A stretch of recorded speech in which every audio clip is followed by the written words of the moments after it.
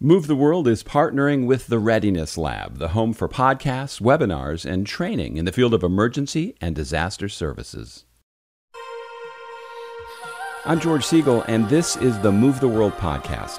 Every week, we feature interviews with people dedicated to making the world a better place. Thank you for joining me on this week's Move the World podcast. Our goal every week is to introduce you to people who are doing something to try to make the world a better place. So I think you're really going to benefit from our guest today.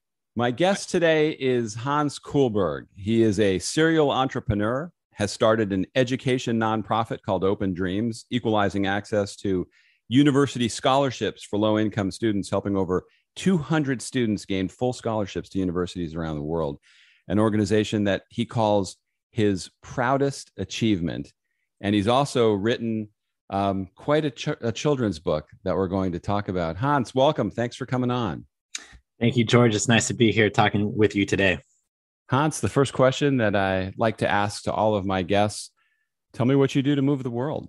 Yes. So I run a nonprofit. That's an education nonprofit, helping lower the barriers of education around the world, specifically university education. So with the goal of equalizing access to quality education, we work with high achieving, low income students, mostly in Africa, at getting them access to scholarships in universities, not just getting acceptance to universities, but also getting them access to entering a playing field that has long kind of been denied to a lot of really high achieving talent around the world. That's been my pride and passion, my nonprofit that I've been running with my co-founders for the last 7 years. However, due to an unfortunate tragic experience to my family, I've really dedicated my life. This happened last year. I've dedicated my life towards spreading the love, the light, the joy of my dear daughter Aviva through a lot of different acts of service and acts of helping others.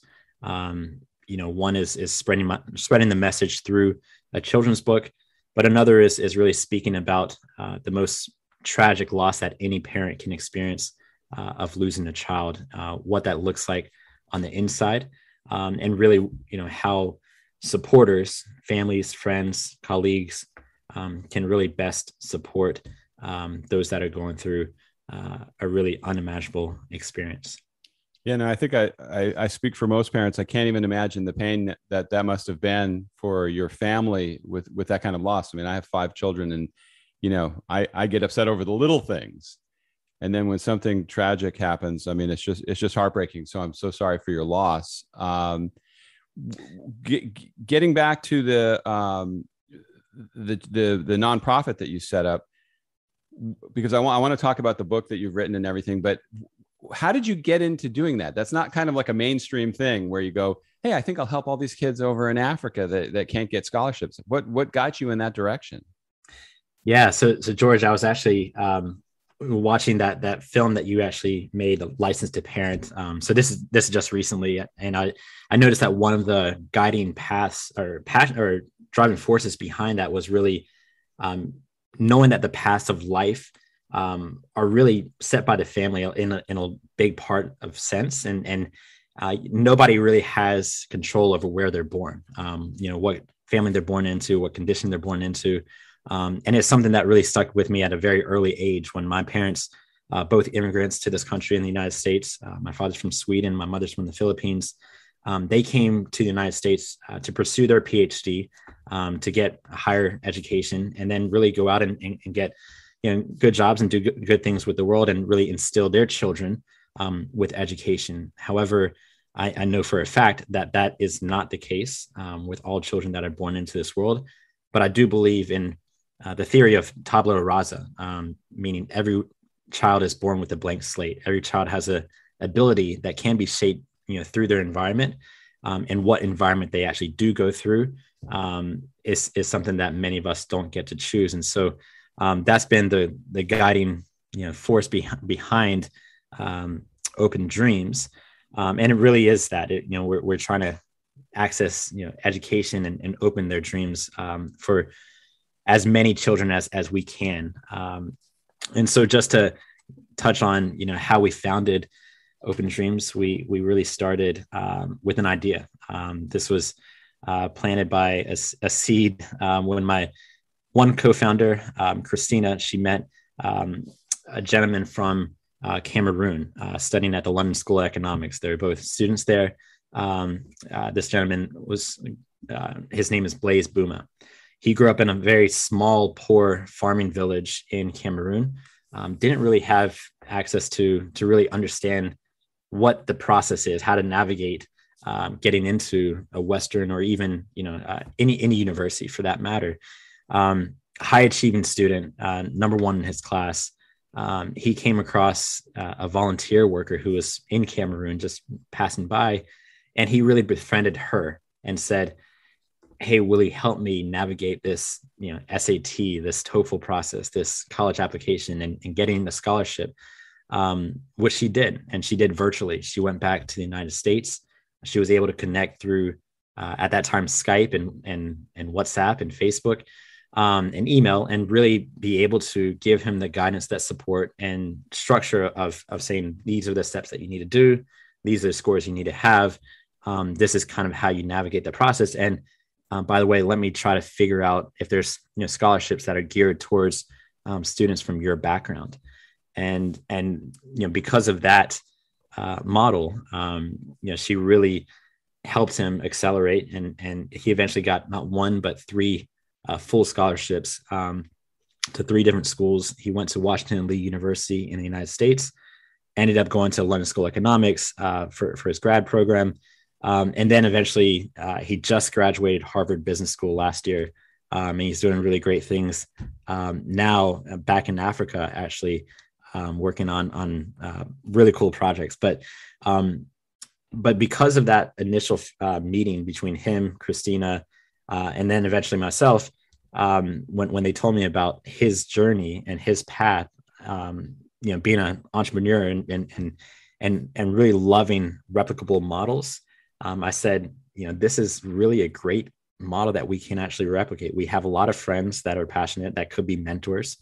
There's a lot of great talent out there. Let's connect that and bridge that digital divide, which, this world is becoming a much smaller place. And all you really need is a connection to the internet and a computer, which I would say that is not a given, especially in Cameroon where we work. Having internet, having electricity, which goes out every single day without fail, whether it's 20 minutes or 2 hours, is not always a guarantee. And so what we do is try to provide those resources, as well as, a defined place where students can work, and then give them guidance through. It started with just 10 mentors and 10 mentees. And through the years, we've helped over 200, as you said, over 200 students gain full scholarships to universities around the world. Many more have come through our program. Unfortunately, not all can get full scholarships, but sure. But we do try to help as many as we can through undergrad as well as graduate programs. And it's just really taken on a life of its own. We're now a registered UN consultative agency, so we help the UN on issues that are on the ground in Cameroon. And really the sky's the future. So the sky's the limit rather, but really just trying to really, help as many individuals that we can. Sure. I love what you're doing on a lot of different levels. First of all, you're helping people that probably would have a much different life if you weren't able to get in and help them. But you really embody what I wanted this podcast to be about, which is people that have an idea or a thought of something they want to do that could make a difference. And they might just sit on it for years. They might just think, I can't do it. It's going to be too hard. But you actually did it. And when you tell a story like that, you're changing lives. Yeah, no, I'm a very proactive person, and I don't like sitting still. I really think, if you have a really good idea, you should act on it. I think not all my ideas are successes, definitely not. But when there's, that reward of actually helping so many people, which to me, having sold a couple businesses in the past, this is really what gives me the most pleasure. It gives me a lot of fulfillment, knowing that, going by that, teach a man the fish rather than give a man the fish, giving them the tools of education really helps elevate their entire platform, entirety of what they can do in their lives, and really give them that key to really unlock all of their goals and ambitions. And so education is important to me. There's a lot of other, great initiatives, from climate change to, feeding, the hungry, but education, I think, has that, that power to really perpetuate throughout their community, throughout their families, and really uplift not just one individual, but their entire, network. So yeah, and the example you gave went full circle. The young man that came over here and seemed to excel in education, then goes home and uses that to help his people. It doesn't get any better than that. Yeah, no, exactly, and it's what we really preach. We don't want to, be a big brain drain and have a lot of our high achieving scholars. This is one, criticism that is valid. We don't want our scholars to leave and not necessarily come back and be the doctors and the engineers and the social leaders that we have. And there's a lot of room for growth. But what we do instill in our program is actually a community service requirement, so that our students can get out into the community, do something as simple as planting trees or picking up trash, and really understand the problems that they have, so that when they go into the classroom as freshmen in college, they can then come back and really have a sense of what they want to do. Because as any college student knows, that's the thing at the top of your mind. What are you going to do when you graduate? Having a sense of what you want to do is really important. And so we try to give them that connection to the community. Awesome. So tell me about baby Aviva Orangutan Diva. Yeah. So baby Aviva Orangutan Diva, it is a labor of love, is a heartfelt tribute from a brokenhearted father to his dear baby girl, to my own daughter, baby Aviva. And so it's for me, when my daughter tragically passed away last November 2020, not many people got a chance to know her. One of the things at her celebration of life, usually you see a lot of people saying, this is how this person impacted me, or this is how this person, a funny story about this person, even, or, you tend to remember a lot of those highlights in that person's life.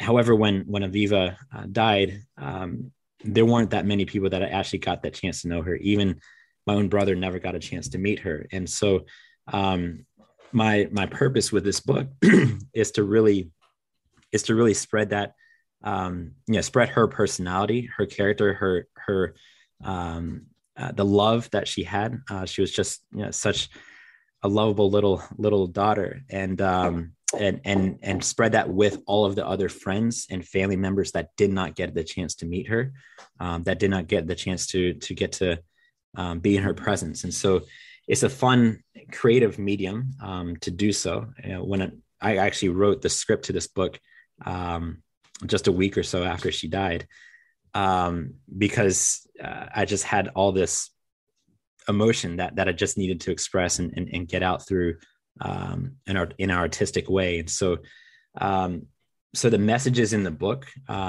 they're about teamwork. They're about overcoming adversity through perseverance, problem solving in a creative manner, but then finally, and most importantly, being true to yourself, while also doing something good for the community. And all of those messages are kind of encapsulated in a really cute way, I would say, a way that would be enlightening for small readers and large readers, parents and kids alike, and entertaining as well. So there's a lot that I want to do with the book, and getting that message out about baby Aviva Orangutan Diva is very important to me. So I hope I didn't pull a message out that maybe that wasn't intended, but there was a certain fearlessness about the main character going over there to get those bananas and not being afraid of the danger or confronting the danger along the way. Was that any element that you were writing, or is that just my way of, is that my interpretation? Yeah, it's really, there's a lot of, I remember going back to my own grade school. I remember archetypes and really archetypes being, representations and symbolism of things that are for like real in real life. And so, in this book, this little orangutan who doesn't have, any strength or any kind of, she's this small, diminutive, creature that loves to sing and dance. And she doesn't really, she wouldn't strike you as the brave person that you would nominate to go ahead and try to get this bananas across this river filled with crocodiles, as well as in this jungle that was protected by these tigers. However, what she can do is really sing and dance, and that's kind of her gift, really her superpower, if you will.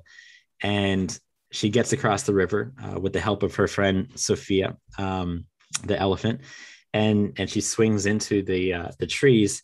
She confronts that tiger. She sees the tiger growling. He's like, roar, right beneath the tree. And she sees the bananas right behind him. And she's frightful at first. She's fearful.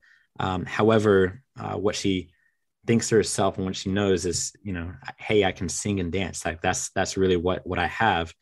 She starts singing, and then lo and behold, a few minutes later, the tiger starts dancing to the rhythm and dancing to the beat. And then eventually they both end up dancing together and become really good friends. And so, that's another message about not judging a book by its cover. Really, any friend or any potential enemy that you might come across, you could be your best friend as well. But the more powerful message is really to kids. There's a lot of things that we might be afraid of. We might be afraid of going to a new school, or a bug, or maybe the monsters in the closet, whatever it is. There's things that we face along the way in terms of adversity. For my daughter, it was several trips to the hospital. But I think, thinking outside the box and not trying to, defeat this victim with brute force, if you will.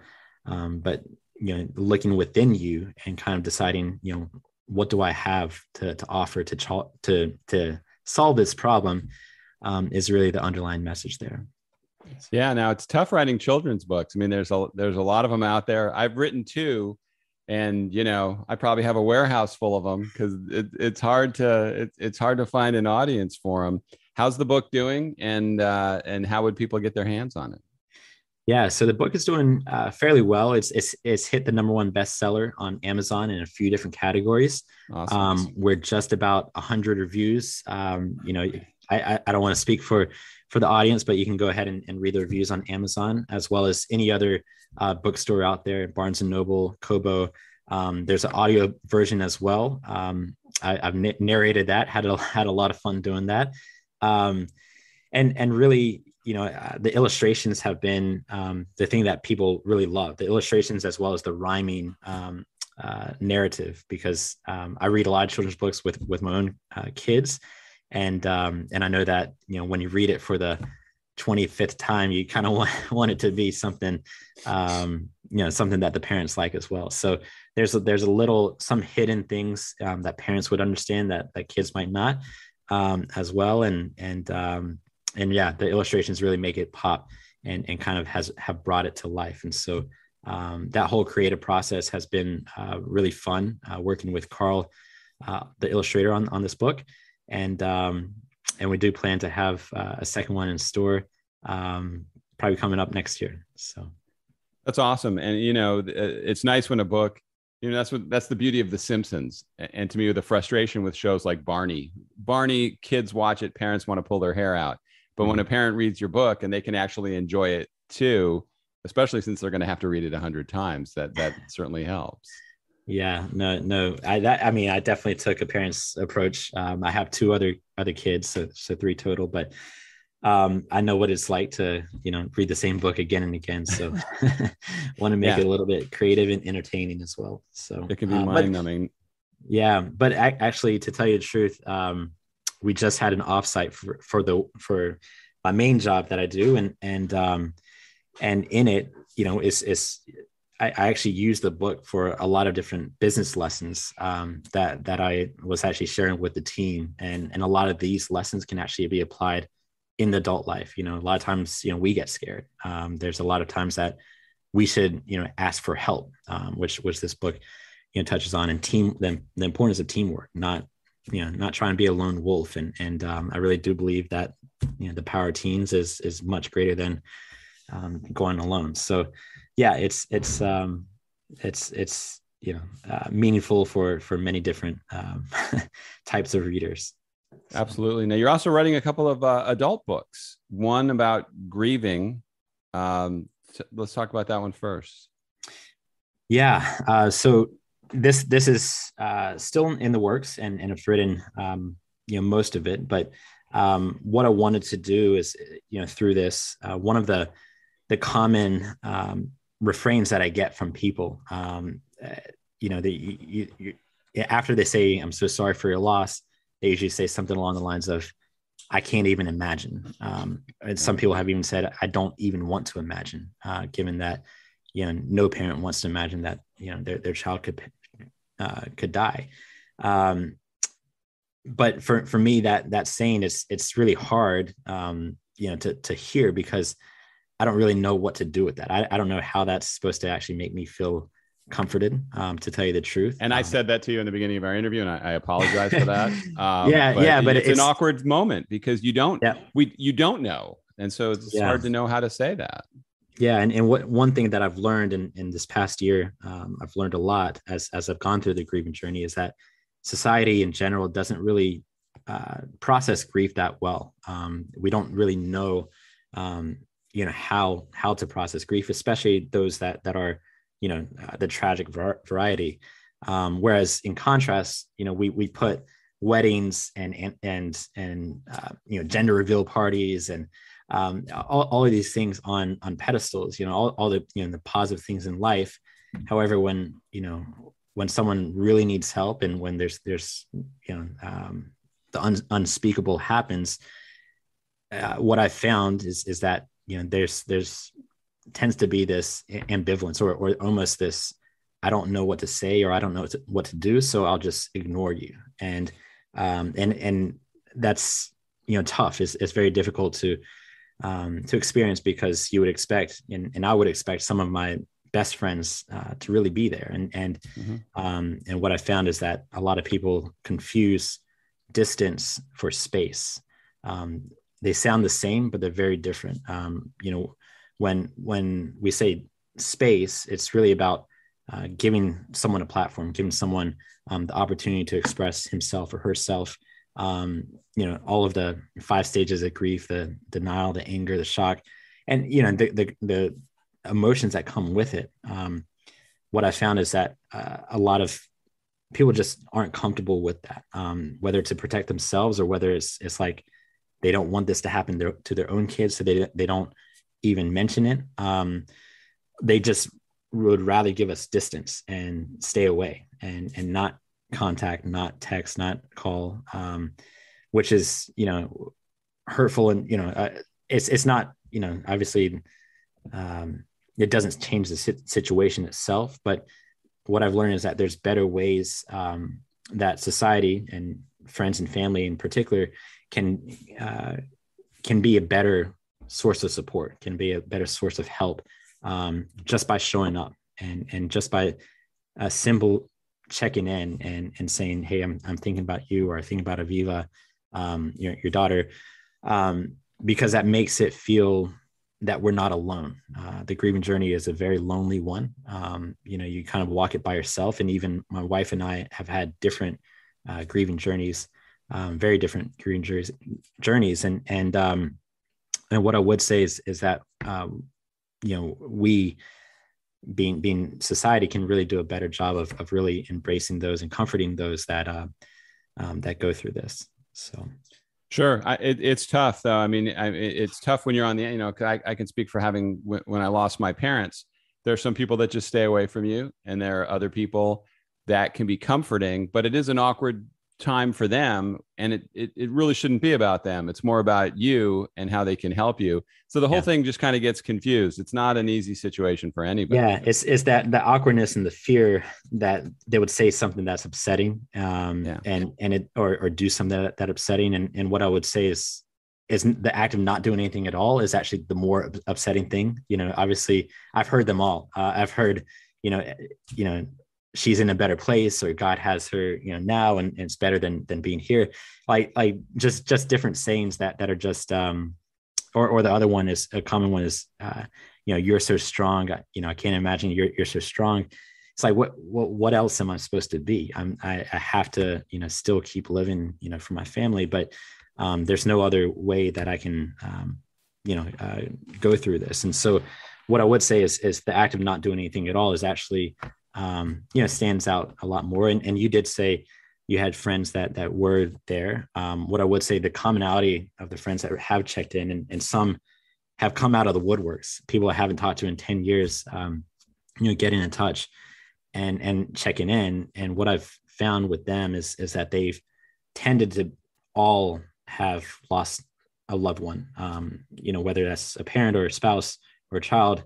They really know what that grieving journey looks like, and how lonely that is. And we as human beings, every single one of us will go through grief at one point or the other. And I guess there's different time periods of life that we learn about it. And I've certainly learned a heck of a lot this year, more than I ever wish to know. So sure. Well, that'll be a valuable book. I'm sure people can use it for sure, because, if you can help ease somebody through pain, it's a lot better than just disappearing and not being there, as you say. So I certainly will be interested in checking that out. And you also, the other one is called Dad Hacks. Yeah. Just before we get to that, in terms of, one thing that someone had told me was, when you lose that, there's a saying that's, when you lose your parent, you lose your past. When you lose your spouse, you lose your present.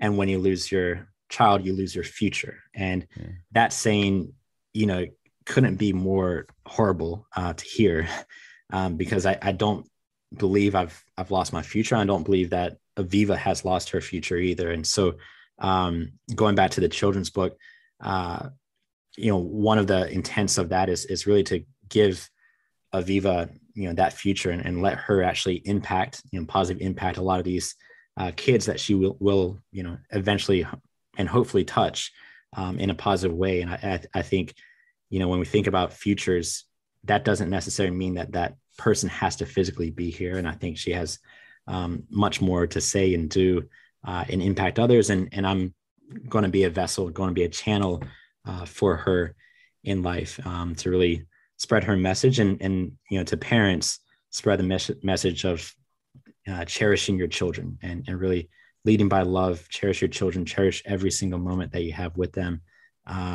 Because, for me sitting here today, I wish I could change her diaper. I wish I could get up at 3 a.m. with her when she's, not able to sleep. I wish, she would throw a temper tantrum, because all of those things that you feel are inconveniences as a parent, it gives you a whole different perspective, being on this side. Unfortunately, every single parent, they want, when they take their baby home for the first time from the hospital when they're born, they just want their child to have a better future, have a really good future. And for me, now that my daughter's not here physically, all I want for her is to be remembered, and really through that, having a really good future. So, well, you've done a beautiful job with that book, and that's certainly going to be a great memory when people see the dedication, and that's a part of it. So, and it's tough to talk about that and then turn the transition to Dad Hacks, but I want you to be able to talk about that. Yeah. So it's this book has kind of been in the works for a while. And so my oldest my oldest kid is going to be 5 in about 3 weeks. And so I started writing this right after his birth. And it started as a collection of kind of messages to myself, almost more diary kind of format, and kind of telling my future self, like, this is, these are the things that have helped, that have worked, in terms of, making the whole process of parenting a lot more fun and hopefully easier as well. What I would say, the biggest advice I give to all new parents, and especially new dads, is patience. I think parenting is a whole new, world of really understanding your limits of patience, like what you actually can accept, from not only your child, but also yourself, your spouse, etc.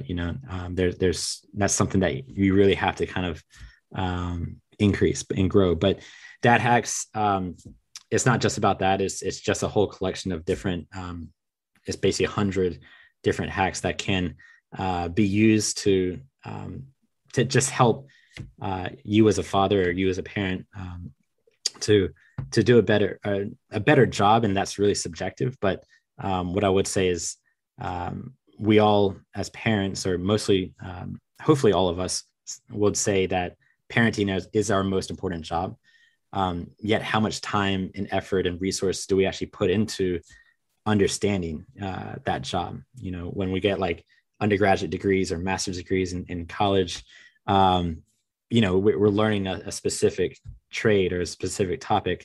But with parenting, as your documentary reveals, you don't have to have a license to be a parent, and you really don't have any manual. There's no guidebook, and there's no rule book, and there's tons of different ways to be a parent, tons of different things that can work.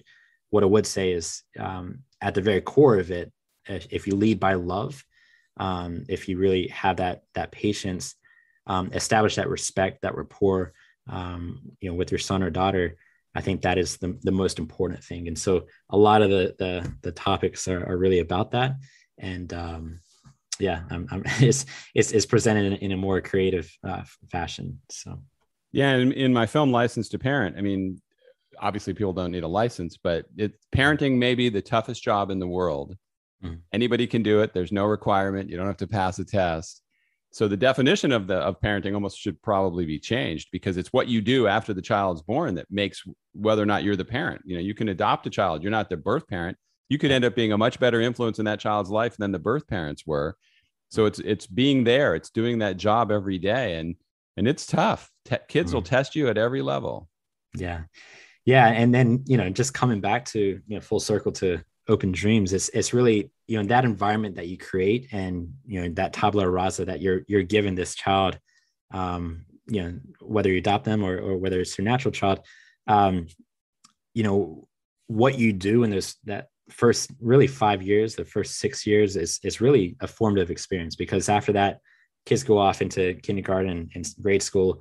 Then their influencers become, their friends and their teachers, and then others. And then you gradually just, you don't have as much time, and you have a whole, different dynamic with your child. But I think, establishing respect in a loving way, not in a, my mother is Filipino. And so she was this Asian tiger mom. And so she was more of a dictator type. There's a lot of notes that I made to myself that's not what I'm going to be like when I'm a parent. Yeah. But it also doesn't mean you're not having any guidance and not having any rules, because that's the whole opposite side. So there's a medium, there's a balance of trying to establish, what are the norms, what is right, what is wrong, and really giving your child. For me, it's about building confidence and really building their self-esteem and confidence, because I think that ultimately is the most important trait that you can really help guide your child, and giving them love is one of the big ways that you can do that. So Hans, if you had to give people advice, somebody that might have an idea or something they want to do that they think can make a difference in the world, but they're just, for whatever reason, they're just sitting on it and not doing anything, what would you tell them? Yeah, taking a business lens actually to this, the first thing I would say is really, talk about it. Talk about it with your friends, your spouse, your colleagues, see if it actually makes sense, and see, when we have thoughts in our head, they can be just a pinball arcade of ideas just bouncing around. I have them all the time. I have them in the shower. I have them, when I'm sleeping. But what I would say is there's different ideas that surface to the top that you think you're passionate about, and that's very important. You should be passionate about what you're doing. Otherwise, it will show in the work that you do, and it will show in the amount of time that you actually spend on it. But trying to find that right product market fit. Does it actually make sense? Is there a market out there for it, or are you just catering to your own needs? I think that's the other thing. Like, is there actually a need for this? Because the best businesses and or ideas really come from a needs-based perspective rather than a wants-based perspective. So if it's just something that you think people will want to have, yeah, it might work if it's really, really extraordinary. But if they need it, and so like in, for education, for instance, for Open Dreams, people certainly need to have that ability, that platform. There's other businesses that I've done in the past, and if I were to kind of say what's worked and what hasn't, it's been the need-based businesses have been the ones that have worked, and those that were just more luxury type or optional type are not the greatest. But talking to people, getting feedback, getting surveys, trying to do tests or demos of it is really important. So yeah. So awesome. That's great advice. The want versus the need. If people need something, it's going to be a lot easier to get it out there. So what's the best way when we now need you? What's the best way to get in touch and find you? All right. So the best way to reach out to me is through Aviva's Daddy. That's on all my handles. So AVIVAS DADDY. That is on Twitter. That is on Instagram. It's also avivasdaddy@gmail.com. But you can also reach me via my website. So hanskullberg.com, HANSKULLBERG.com.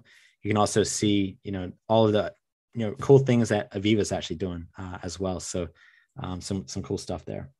Well, hey, I appreciate you coming on today and sharing your wisdom and your experience. And I think that book's going to be important, especially, I mean, the children's book is awesome, but the one about grieving and just to be able to help be a support for people, it's very, very important. And I appreciate you sharing it. Yeah, no, and going back to needs and versus wants, I've read a lot of grieving books from parents and really recounting a lot of their own experience and a lot of their own children. But a lot of times that intended audience has been for other bereaved parents and not necessarily for, the colleagues, the friends, the family of them. And so that's the audience for this. And it's a much wider audience. But I would say that I think I haven't read something that's really touches on that subject, but I think it really is needed for all of us, parents that have lost a child.